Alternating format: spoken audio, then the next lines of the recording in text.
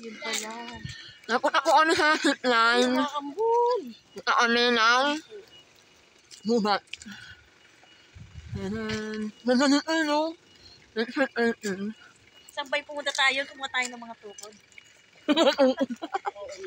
Ano tayo? Ito na ako natin. Yan. Yan, daming ulo. Saan ba tayo? Yan. Yan. Ano pa yung zipline? Ito pa yung zipline daw. Yan.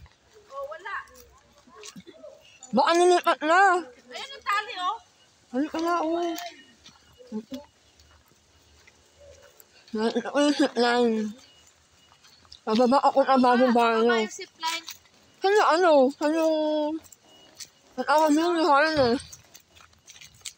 Hindi kasi, pababa tayo. May pababa na. Pababa tayo. Baka saan tayo mapunta yan? Hindi ah. Uya! Mapunta saan to? Ikot-ikot lang to, sis. Ano naman zipline, no? Yan.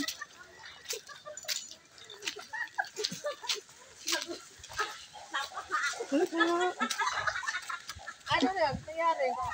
Ang zipline, no?